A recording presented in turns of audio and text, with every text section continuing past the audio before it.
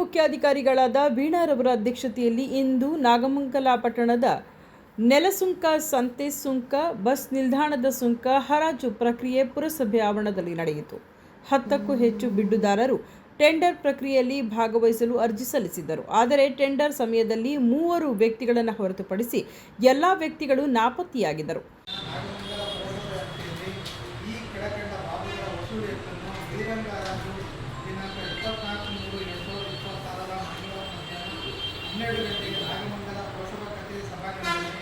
ಪುರಸಭೆ ಮುಖ್ಯಾಧಿಕಾರಿಗಳ ಸಮ್ಮುಖದಲ್ಲಿ ಬಹಿರಂಗ ಮೂಲಕ ವಿಲೇವಾರಿ ಮಾಡಲಾಗುತ್ತದೆ. ಹೆಚ್ಚುಳ್ಳವರು ಈ ಕೆಳಕಂಡ ಷರತ್ತುಗಳಿಗೆ ಒಳಪಟ್ಟು ಸಾರ್ವಜನಿಕವಾಗಿ ಹರಾಜಿನಲ್ಲಿ ಭಾಗವಹಿಸಿ ಬಿಡ್ ಸವಾಲು ಮೂಲಕ ಈ ಕೆಳಕಂಡ ಭಾಗಗಳ ಸುಂಕ ವಸೂಲಿ ಮಾಡುವ ಹಕ್ಕನ್ನು ಪಡೆದುಕೊಳ್ಳಬಹುದಾಗುತ್ತದೆ ಮತ್ತು ಬಿಡ್ ಮುಗಿದ ನಂತರದಲ್ಲಿ ಬಿಡ್ ಮೊತ್ತ ಹಾಗೂ ಬಿಡ್ ಮೊತ್ತಕ್ಕೆ ಶೇಕಡ 18% GST ಸೇರಿಸಿ ಕಚೇರಿಗೆ ಪಾವತಿಸುವ ಷರತ್ತಿಗೆ ಬದ್ಧರಾಗಿರತಕ್ಕದ್ದು.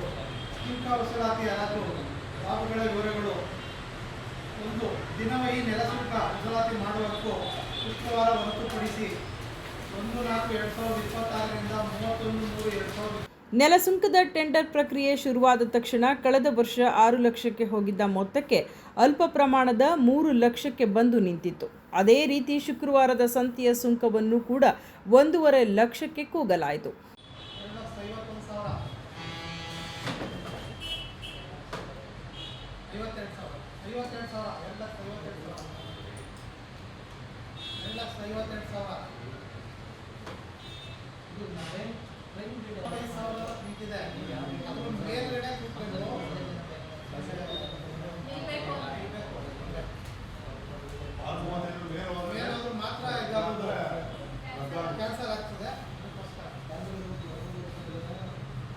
ಅಲ್ಲ ಸರ್, ಈಗ ಬೀಟ್ ಆದ್ಮೇಲೆ ಏನು ನೀವು ಸರ್ಕಾರಿ ಸಾಮಾನು ಇಟ್ಟಿದ್ರ, ಈಗ 1 ಲಕ್ಷ ಟಿಡಿ ತೆಗೆದಿದ್ದೀವಿ, ನೀವು ಓಪನ್ ಬಿಟ್ ಕೂಗ್ತಾರ ನೀವು, ಅದು ನಾವು ಓಪನ್ ಬಿಟ್ ಪಬ್ಲಿಕ್ ನಾವು ಎಷ್ಟು ಬೇಕು ನಾವು ಅಷ್ಟು ಕೂಗ್ತೀವಿ.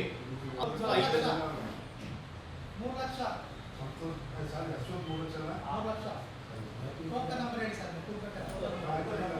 ಪುರಸಭೆ ಅಧಿಕಾರಿ ವೀಣಾ ಮತ್ತು ಉಳಿದ ಅಧಿಕಾರಿಗಳು ಸಭೆಗೆ ತಿಳಿಸುತ್ತಾ, ಕಳೆದ ವರ್ಷ ಕೂಗಿದ ಮೊತ್ತಕ್ಕಿಂತ ಹೆಚ್ಚು ಮೊತ್ತಕ್ಕೆ ಕೊಂಡುಕೊಂಡರೆ ಮಾತ್ರ ಟೆಂಡರ್ ನಿಮಗೆ ಸಿಗುತ್ತದೆ, ಇದನ್ನು ಪರಿಗಣಿಸಬೇಕೆಂದು ತಿಳಿಸಿದರು.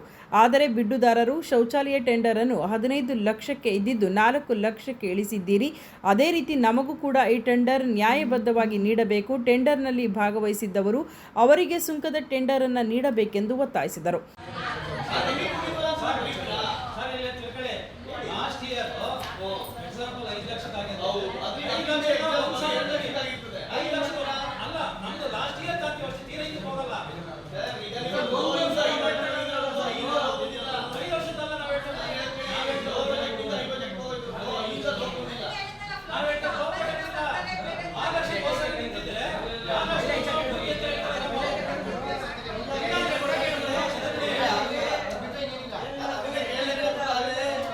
ಮುಖ್ಯ ಅಧಿಕಾರಿ ವೀಣಾರವರು ಸಭೆಯಲ್ಲಿ ಇಂದು ಪುರಸಭೆಗೆ ನಷ್ಟವಾಗುತ್ತದೆ, ನಮ್ಮ ಮೇಲಿನ ಅಧಿಕಾರಿಗಳಿಗೆ ಮಾಹಿತಿ ತಲುಪಿಸಿ ಮುಂದಿನ ಪ್ರಕ್ರಿಯೆ ಕೈಗೊಳ್ಳುತ್ತೇವೆಂದು ತಿಳಿಸಿದರು.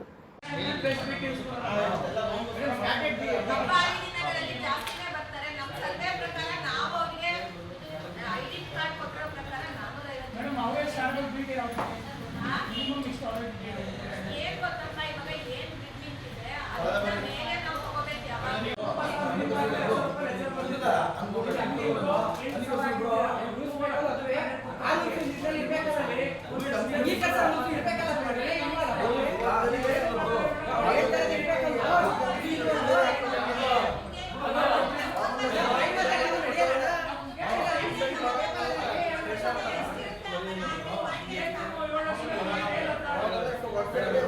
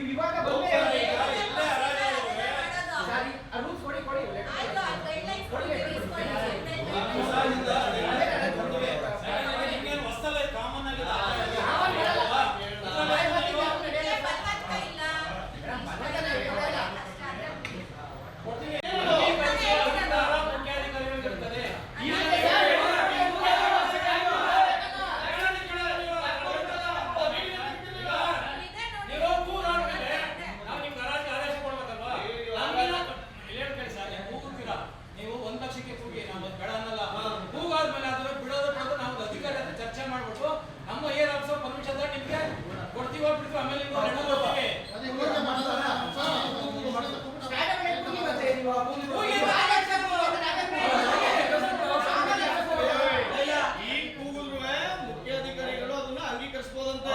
ನಿನಗೆ 2 ಲಕ್ಷ ಕೂಗ್ಬಿಟ್ಟು ಹೋದ್ರು ಮತ್ತೆ ಶ್ರಮ ಅದೇ ಬಿಟ್ಟು ಮೇಡಮ್ ಹೋದ ವರ್ಷ ಬರೀ 3 ಲಕ್ಷ